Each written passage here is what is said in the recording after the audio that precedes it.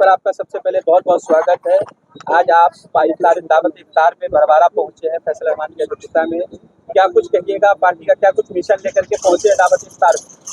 सबसे पहले हम लोग जो कल हिंदू मुस्लिम एकता का जो है जीत हुआ है उसको लेकर के सबको बधाई देना चाहते हैं और उसी एकता को लेकर के, जीत को लेकर के हम लोग आज एकत्रित हुए हैं जाले विधानसभा में, भरवारा में, प्रखंड में।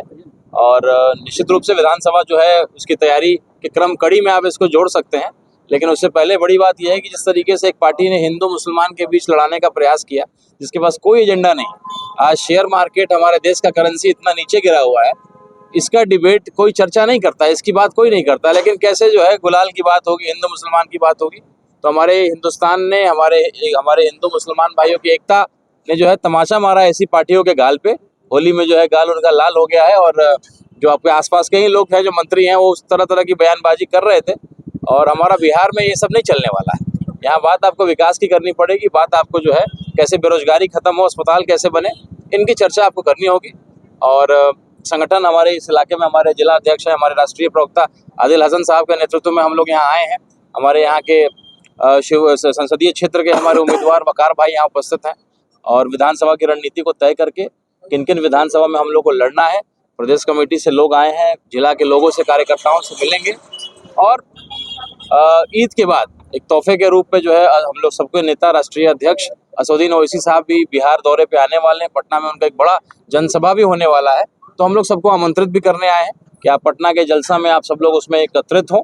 और वक्फ बोर्ड को लेकर के जिस तरह से सरकार का मंसूबा है, उसमें हम लोग नीतीश कुमार जी से भी सवाल करें, अपने मुख्यमंत्री जी से सवाल करें कि आपका क्या स्टैंड है। आपको हम लोग सेकुलर मुख्यमंत्री के रूप में जानते हैं और निश्चित रूप से आप हैं भी, और हम लोग को उम्मीद है कि आप कहीं ना कहीं एक अच्छा स्टैंड आप लेंगे वक्फ बोर्ड वाले मुद्दा में।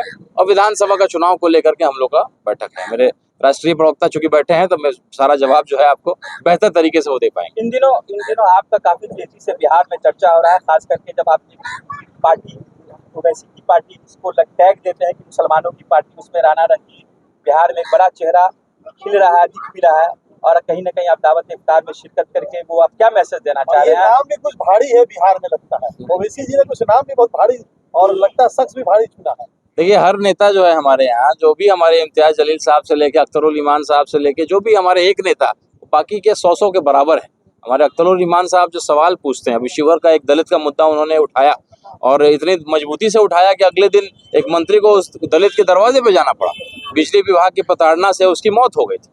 तो एक विधायक हमारे हैं और आप लोग का आशीर्वाद, दुआ आप लोग का साथ मिला तो 10-20 विधायक जिस दिन AIMIM के हो जाएंगे, कोई गरीब के साथ, कोई मुसलमान के साथ, किसी वंचित के साथ अन्याय नहीं होने देंगे। तो हम लोग का यही लक्ष्य है कि आने वाला जो विधानसभा है उसमें जो है, पिछले बार हमारे 5 विधायक थे, 3 और विधायक अगर होते तो सरकार किसका बनना बिगड़ना था वो हम तय करते। तो कहीं ना कहीं एक पार्टी है जो कहती है कि मुसलमानों की हितैषी है, लेकिन जब बात मुसलमानों के हक की आती है या मुसलमान की पार्टी को आगे बढ़ाने की आती है तो बी टीम करते हैं। आज अगर आप चिंता करते हैं कि आपका वोट खराब नहीं हो और सारा सेकुलर पार्टी एक मंच पे आकर के लड़े, तो आपको गठबंधन के लिए हाथ बढ़ाना चाहिए, लेकिन वो काम आप नहीं करिएगा। चुनाव आएगा तो बी टीम सी टीम करिएगा, उससे कुछ को आते ही सदस्यता अभियान बहुत तेज हो गया है जाले विधानसभा में, तो क्या आप इनको भेज रहे हैं? निश्चित रूप से ये तो हमारे संगठन के, हमारे जो शीर्ष के पदाधिकारी हैं उनका निर्णय होगा, लेकिन जो काम करेगा उसी की दावेदारी बड़ी होगी।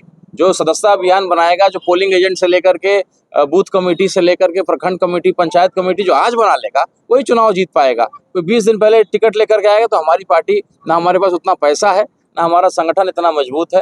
तो जो भी उम्मीदवार, आपके मन से भी कहना चाहता हूँ कि अगर वो आना चाहते हैं तो आ जाएं, संगठन को मजबूत करें, तब अपनी दावेदारी आप पेश करिए। तो फैसल भाई नौजवान है और समझदार व्यक्ति हैं, संगठन को निचले स्तर तक जो है, बूथ लेवल तक लेकर के जा रहे हैं, तो मैं इनको बधाई देता हूं और मेहनत करने के लिए जो है इनसे आग्रह करता हूं। जिला अध्यक्ष हमारे हैं, यहाँ के जितने भी नौजवान भाई हैं, बढ़ चढ़ करके हिस्सा लीजिए। लोकतंत्र का त्यौहार है, बिहार हमेशा कुछ नया उदाहरण स्थापित करने के लिए जानी जाती है। तो आइए इस बार एक नया उदाहरण स्थापित करते हैं बिहार के चुनाव। एक सवाल आपसे, मोदी जी के हनुमान ऐसे चिराग पासवान को कहा जाता है, यूँ आपको ओवैसी साहब का हनुमान समझा जाए बिहार में? बिल्कुल, हम लोग बहुत ईमानदारी से अपने लिए हिंदू मुस्लिम समाज की और खास करके मैं अपने राजपूत समाज की चिंता करता हूँ, क्योंकि हमारा समाज है, हमारी जाति की बात अगर करिएगा तो हम हाशिए पे हैं। किसी भी पार्टी में चले जाइए, हम लोग को जो है, आज देखिए ना, इतने MP हैं हमारी जाति के, किसी को मंत्री नहीं बनाएंगे। तो हमको केवल लड़ाने के लिए इस्तेमाल करता है, क्योंकि जानते हैं कि राजपूत समाज के लोग ज़्यादा सोचते नहीं है, किसी मुद्दे पे लड़ जाते हैं। तो मैं उनको यही कहता हूँ कि क्या भाई तुम डिप्टी सीएम, सीएम और बड़ा बड़ा मंत्रालय, स्वास्थ्य विभाग से लेकर के इन बड़ा मंत्रालय हम नहीं चला सकते हैं क्या? मेरे राजपूत के जो मंत्री बने उनको क्या मिला? उनको पर्यटन मिला, उनको साइंस एंड टेक्नोलॉजी मिलता है, हमको स्वास्थ्य क्यों नहीं मिलता है? हमको बड़ा विभाग क्यों नहीं मिलता है? आप ही के जाले के जो है मंत्री जी को बड़ा विभाग मिला, लेकिन हमारे राजपूत समाज से किसी को बड़ा विभाग नहीं मिलता है। तो हम लोग को कहीं ना कहीं हाशिए पे रखा जाता है। और मैं अक्सर ये बात कहता हूँ कि आइए एक नया समीकरण तैयार करते हैं। जो मुस्लिम यादव हो सकते हैं, तो क्या हम लोग मुस्लिम, राजपूत और दलित नहीं हो सकते हैं? और यही समीकरण पहले भी रहा है। तो हम लोग एक नए समीकरण और फाउंडेशन जो है, चूंकि प्लिंथ 4 पिलर से खड़ा होता है, लेकिन बाकी सभी जाति के भी लोग, सारे गरीबों की लड़ाई हम लोग लड़ते हैं। लेकिन मुख्यतः अगर बात करते हैं तो एक नए समीकरण की तरफ मैं व्यक्तिगत प्रयास कर रहा हूँ कि अपने राजपूत भाइयों को जो उनको जो है सम्मान नहीं मिल पाता है, और हमारे समाज को सम्मान की बड़ी ज़रूरत रहती है और हम उसके लिए लड़ते हैं, तो हम अपने सम्मान के लिए कि भाई हम भी सीएम, डिप्टी सीएम का सपना देखें। आइए मिलकर के एक नया समीकरण तैयार करें।